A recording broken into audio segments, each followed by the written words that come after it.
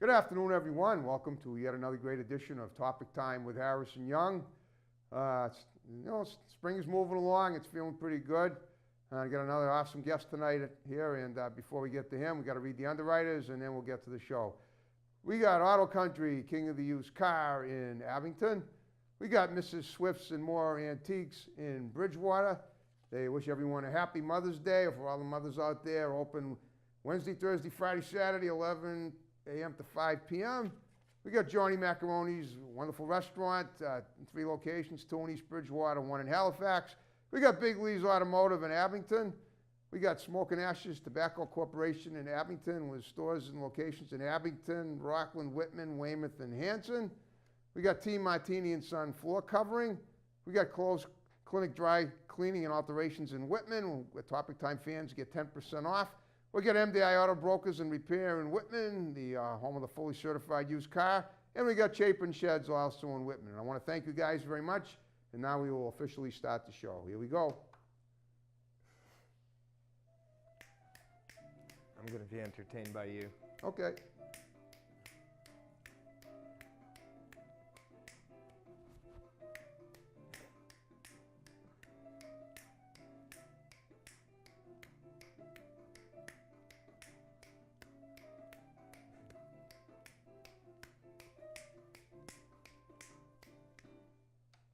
Okay, again, good afternoon, everyone. Welcome to Topic Time with Harrison Young.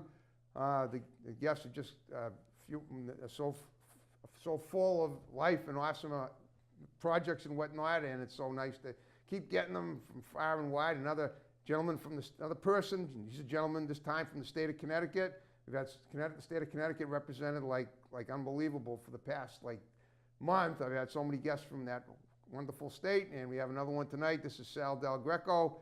He's an actor, he's a producer, he's a writer, and he's got a project called the Sparrow Following. It's a web series, and there's his t-shirt, and he's going to premiere a trailer from this next season on my show, which I'm totally honored to have happen with us tonight. But before we get to that, we're going to talk about how he got to where he is, like I do with all my guests. So, DelGreco, thanks for coming up and being on Topic Time with me tonight. Yeah, no problem. And that was brilliant. I love that. Well, I don't know what you mean, but I'm sure it was everything. I'm only kidding. Okay. Thank you very much. Yeah, we strive for par excellence here. We're not perfect, but what we are is attention getting at the very least. Well, I watched my friend Carrie do it, and she's a way better sport than I am. Well, so. Not necessarily. Well, maybe she can snap a little bit, but that doesn't mean anything. Yeah. Okay. Now, speaking of Carrie, I know Carrie Keybois was the guest I had on, who's not from Connecticut, but they work together. They're good friends. She's an actress. Talk about your relationship with Carrie in filmmaking. How'd that come to be? Well, we have a mutual friend, Paul Stamper, who was also the director of photography on The Sparrow Falling for most of it. And we did a film that should be going to Netflix pretty soon, a short film. Okay. And she played opposite me. Oh, did she? Okay. So we met on that film, and we got along and became Facebook friends, and we've been talking ever since. Okay. You want to talk about the film? What's it called? Give a little synopsis. Well, depending on the time period, sometimes it's called Blood Moon, and sometimes it's called Blue Moon. I call it Blue Moon until I hear otherwise. Okay. And I can't really talk too much about it because it's a short film and it's going to go to a big platform. But needless to say, I get abducted by a cult and weird paranormal things happen. That sounds good to me. Yeah. Is she in the cult? She is in the cult. She's in the cult. She's a cult type woman. I love that. She's the ringleader as far as I know. Yeah, she's really good at that. I got that from some of her projects since I interviewed her and just basically the reason I wanted to have her on was because I could see she had that thing going for her. Yeah. But let's talk about you now. Now you're the one I'm interviewing. I had her on. So talk about your history. You're a young man. You're obviously big in the film industry. How'd you get there? What were you like as a kid? How did it emulate to what you're doing now? And if I have any questions, I'll throw them in. Go ahead. I was an artistic kid. Okay, how so? Well, I mean... Drawing, painting, singing, dancing? Well, all of it. Okay. Except for maybe dancing. Okay. But, so I mean, when you have pad and paper, that's what you use. That's true. You know what I mean? Well, writing too, then. Yeah, but mostly as a kid it was drawing. I was big into, wrestling, so I would draw wrestlers. Big into dinosaurs, so I would draw dinosaurs. Okay. Did you say you wrestle too? Yes, yeah, I do. Really? Yeah. Cool. Yeah. That's awesome. So you're an athlete as well. Vaguely, yeah. Okay, well, it's nothing vague about it. Wrestling's a big sport. Yeah. You gotta be athletic to do it well. Sure. I don't do it on a professional level. I do it on an independent level. Okay. So you can pin me in 2 seconds. Yeah, but I wouldn't compare myself with professional athletes. I understand. Okay, Yeah. but I was just wondering if part of your curriculum as a kid was doing athletics, and evidently it was, which is great. Martial arts. Even better. Since about as good. Yeah, since 5th grade. Wow. Yeah. Okay. Yeah. Okay, good. All right, you're still doing them now.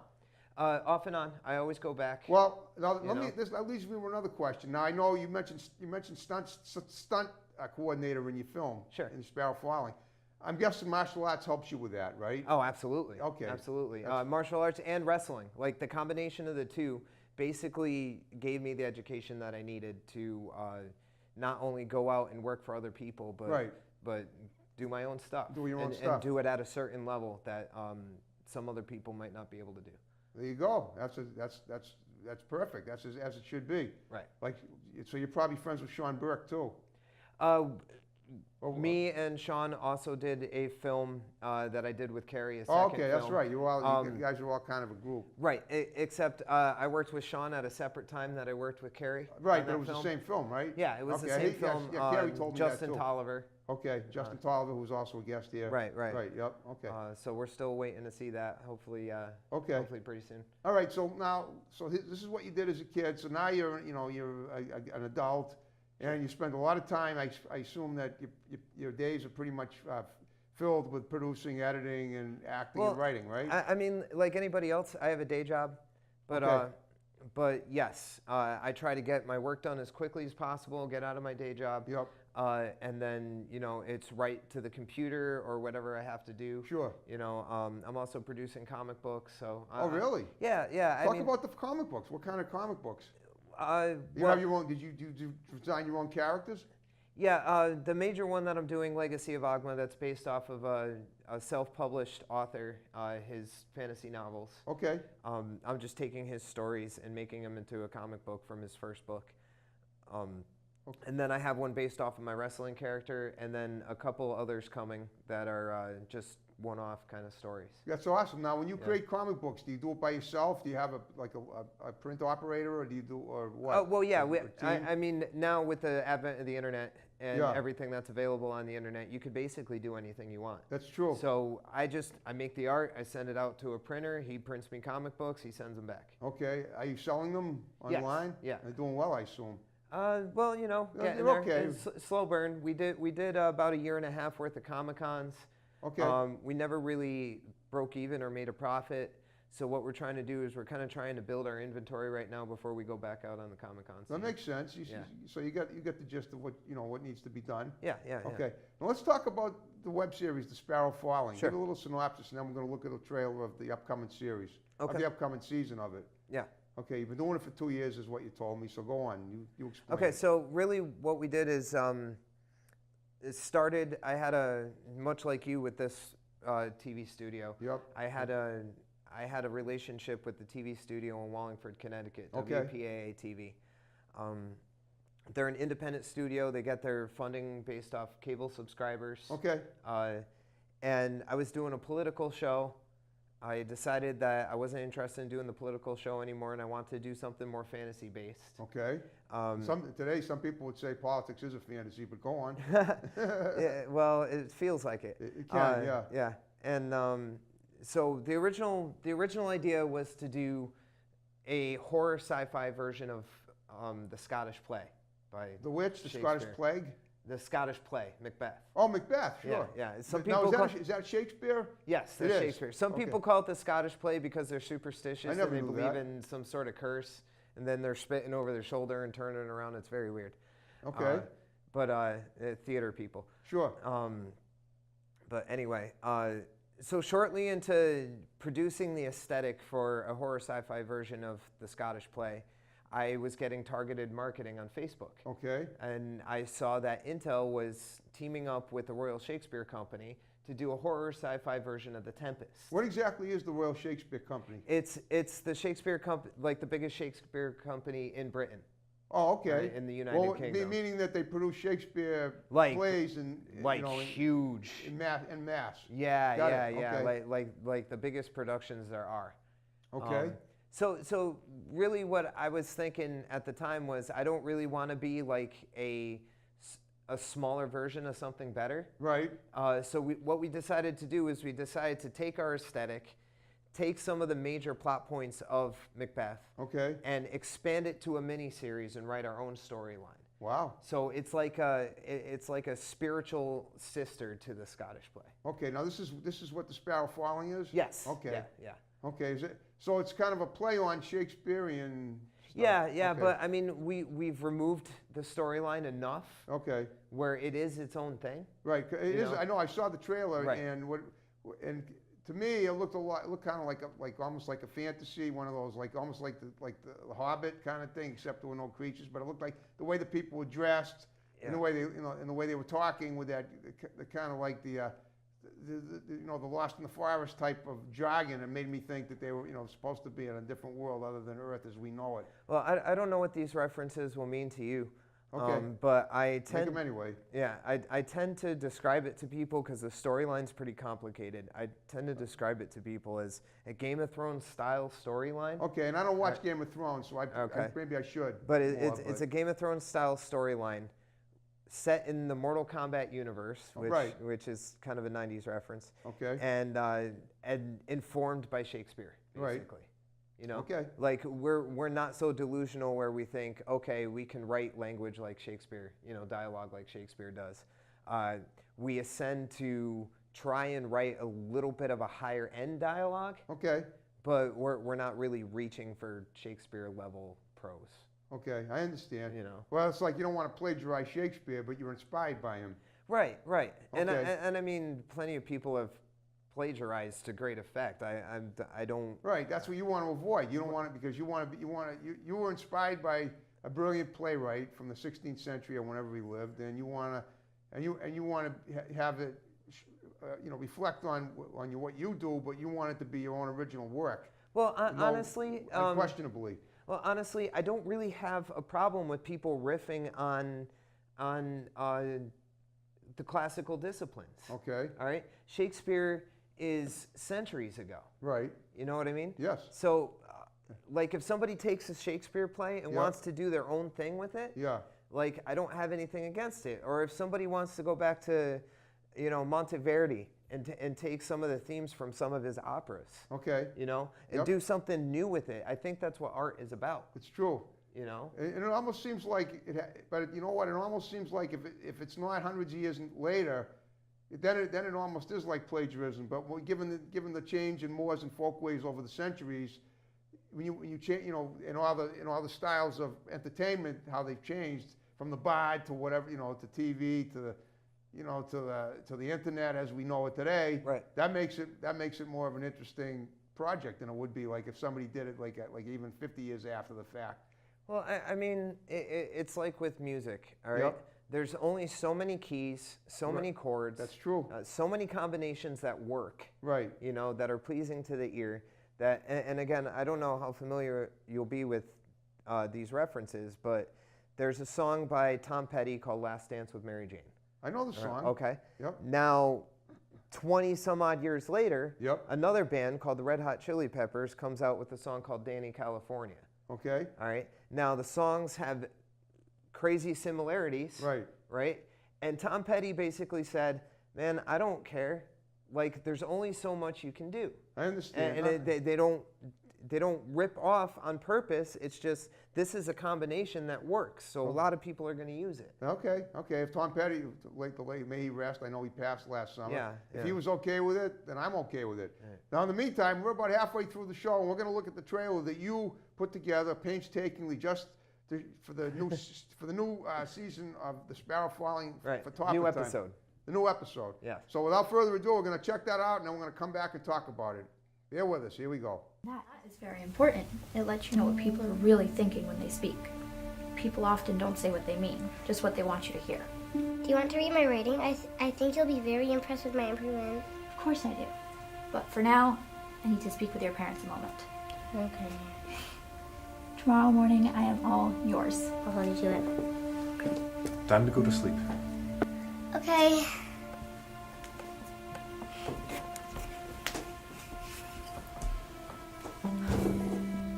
Are we talking war? If we must. Andronica, do you really think that's wise? I have the deceased Lord of Knowledge's signature on his own decree. And you would just undermine the sovereignty of Serenia. I am tired of this debate. We have been through this. It gives us tactical advantage and also stability for our line. You know what the lordship, little brother? Will you have us summon the other sin? I would. We meet midday. I will speak with Sapiantha beforehand. Don't forget, a little girl who would be really upset if her aunt stood her up. Never. Do not make this about him. Our brother was in exile. You cannot send us to war over someone who is excommunicated. He was our blood and they killed him. Have you no loyalty? You know better than to question my loyalty. Over a century we've dwelled in these bodies that do not age, and never once have I given you reason to question me. Then why are you questioning me now? Bring up your concerns when we assemble. You know, the debate is always welcome at the appropriate time. Welcome home. Thank you.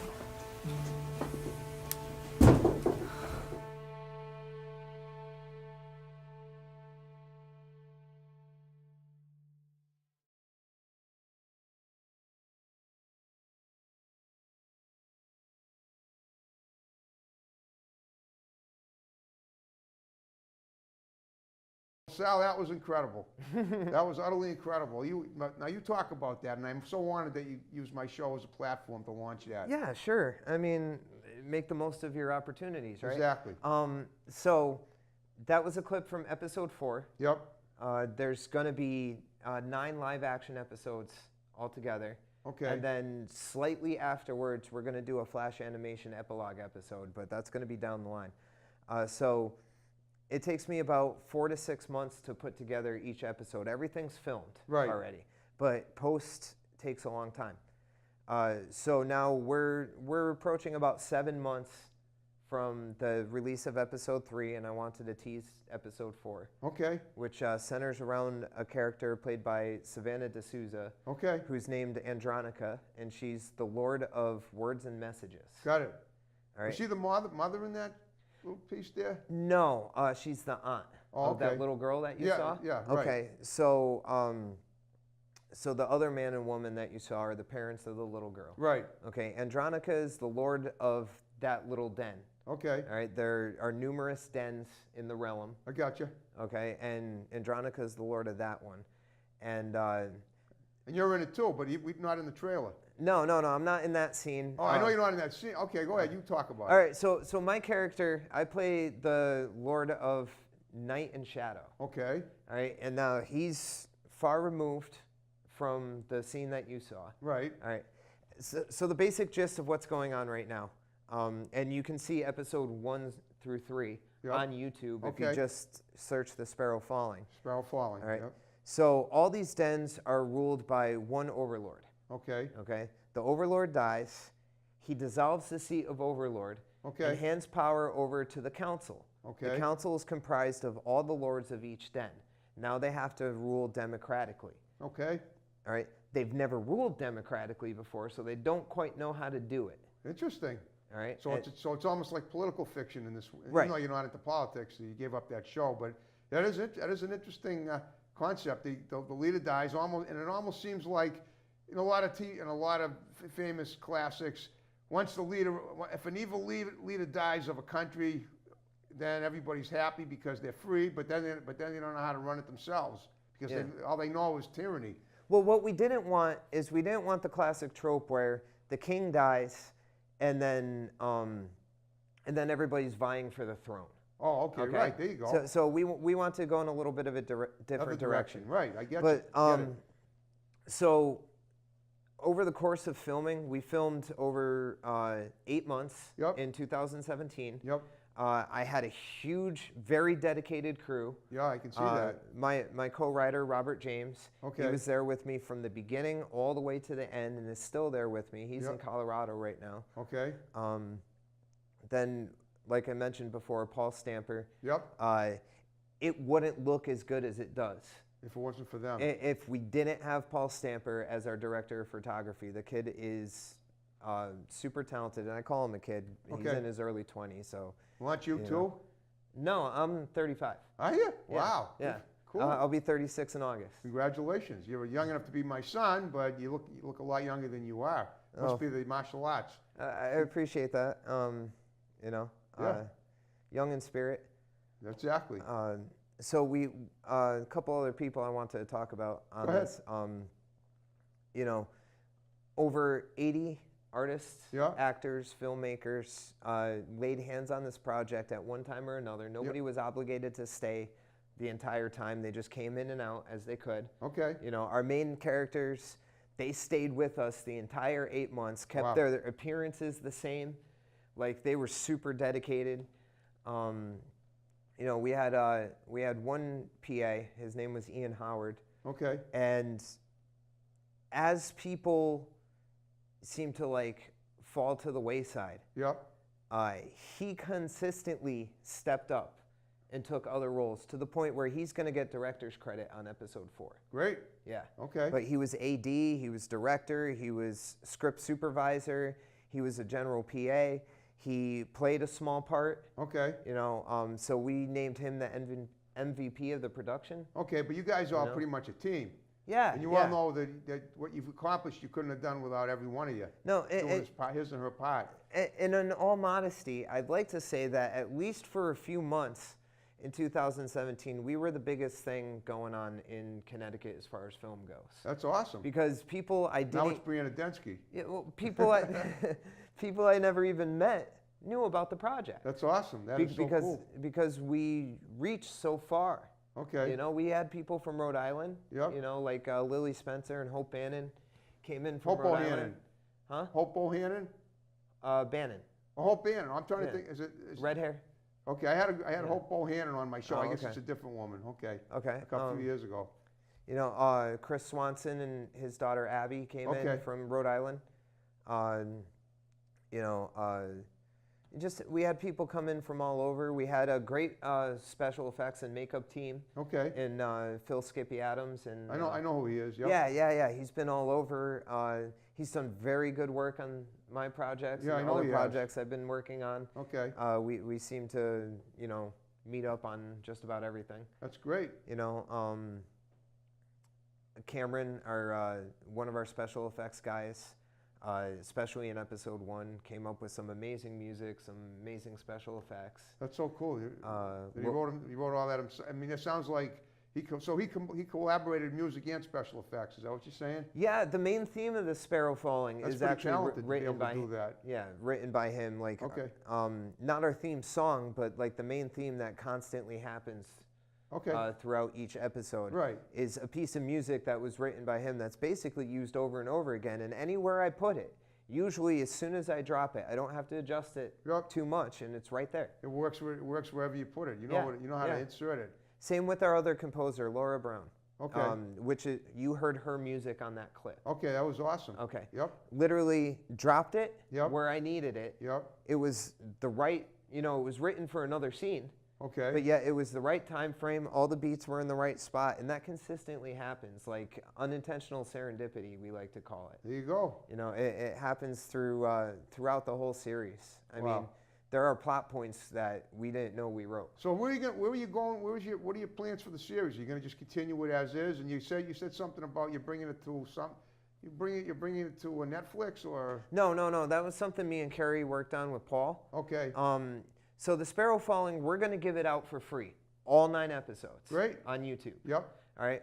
Where we want to make our our money back, and I invested about $5,000 of my own money. Wow. WPAA matched me with tech support. Okay. Which What's WPA? I should know. That's a cable access station. Oh, in yeah, Wallingford. okay. Okay, so I know you guys know what tech support is. It's basically the people who were in the booth, Yep. you know, providing sound for us, providing lights for us, Right. making sure somebody was in the building, Yep. you know, providing food for us. You know, so they matched me in a partnership program to about $25,000. So we did the whole series on $30,000. Sounds like your budget was pretty good. I mean, for a 10-episode series where each episode almost makes an hour. For a small production, You know? that sounds like you had an awesome budget. Yeah. Usually, I mean, obviously for a major film, that's nothing. But for a small web series, that's a lot of moolah. Yeah, but I'd say. you know, it also came with a lot of like spray painting, you know, junk that I found to make props. Well, right. I mean, I'm not saying yeah. you didn't. I mean, you didn't take the basics and apply them. Right. But all right, listen. Guess what? We're under 5 minutes to go. Oh no. Well, that's good, isn't it? I mean, we made the half hour go by. Yeah. Now, real quick question: Did you go to college or school for any of this stuff? I went to. I was the victim, and willing victim, I should say, because I made the choice. But I was the victim of a for-profit college. I thought all colleges were for profit. This one was a little different. It's the one that basically got outlawed by an Obama bill in the late 2000s. You can name it, but you don't have to if you don't want to. It was called Gibbs College. It started off as Catherine Gibbs College. It was a seamstress college way back in the day. Okay. But it was one of these colleges that advertises at like 4 in the morning. So do you want to design album covers? I was like, yeah, I want to design album covers. So I called. And it was a non-credited, you know, for-profit college. If I had graduated, my degree wouldn't have been worth much anyway. Okay. So I learned some stuff, but... Well, are you happy you went there or not? No, because, you know, I dropped $30,000 on something that was worthless. Now, Wow. I mean, the only thing I really got out of it was a tripod, a hard drive, and a decent camera for a couple of years. Well, I mean, and a lesson well learned too, at least. I mean, sure. At the very least, that's something. Sure. Okay. Well, listen, before we wrap it up, you give some shouts out to the people that are going to see the show, because a lot of them are, and then we'll wrap it up. Obviously, those people that you've mentioned, your co-workers and Carrie and Sean, that we obviously are giving shouts out to them. But I don't know those other people. So if you want to mention them, just say how you doing, your family, whatever. You have any kids or girlfriend, or whatever, you can say hi to them. Well, no, I just want to, you know, I know that a lot of my cast and crew for this project, you know, follows how I promote it. Yep. And so, you know, I want them to know, every single one of them, even if I didn't name them, Yep, you know, of course. that and I'll speak for Rob James as well. Okay. You know, because it's a dream of his to see his words come to life. And it's a dream of mine to see something that came from here get put into the world. And we wouldn't have been able to do it without this cast and crew. Okay. And how dedicated they were for such an extended period of time. And the TV station itself, because Susan, who works at the TV station, she was there every single day we filmed, whether we filmed for 4 hours or 12. That's awesome. Yeah. Okay, she's probably Kim's counterpart over there. That and much more. Okay. That place wouldn't be there if it wasn't for her. There you go. All right. Well, listen, I hope you had a good time with me tonight. Oh, totally, man. Okay. I hope we covered the stuff that we wanted to cover. Sure. All right. Well, listen, we're going to wrap it up. You ready to jiggy with it again? I'm going to watch you because you're brilliant. All right. Thank you. All right. Another great episode of Topic Time in the books. We'll see you next time. Take care. Have a good one.